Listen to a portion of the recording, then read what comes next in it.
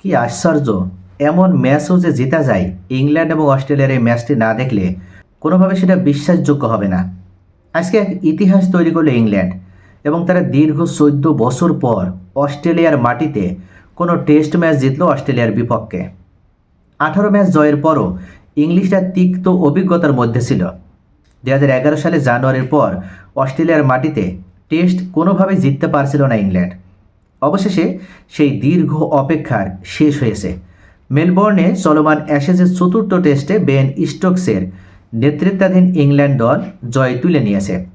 অস্ট্রেলিয়ার দেওয়া 175 রানের লক্ষ্য তাড়া করে ইংল্যান্ড 4 উইকেটে ম্যাচ জিতেছে, যদিও পুরো 2 দিনও খেলা হয়নি।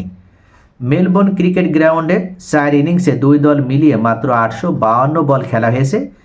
এর আগে পার্থে অনুষ্ঠিত প্রথম টেস্টও 2 দিনে শেষ হয়েছিল, যেখানে 847 বল খেলা হয়েছিল, যা চতুর্থ টেস্টের তুলনায় মাত্র 5 বল কম। এই জয়ের সঙ্গে ইংল্যান্ড অস্ট্রেলিয়ার মাটিতে টানা হারের ধারা ভেঙেছে এবং দীর্ঘ সময় পর হোয়াইট ওয়াশ এড়াতে সক্ষম হয়েছে।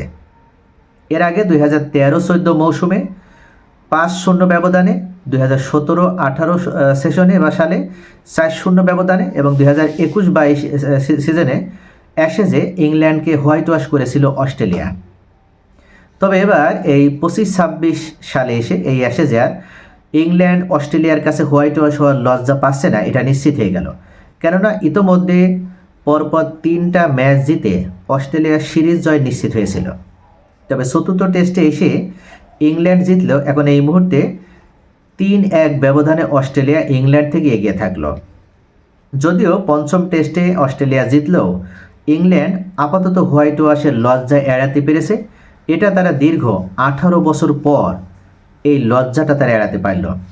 অর্থাৎ দীর্ঘ 18 বছর তাদের অস্ট্রেলিয়ার মাটিতে কোনো ম্যাচ জেতা হয়নি, সেটাই তারা অবশেষে করে দেখাতে সক্ষম হলো।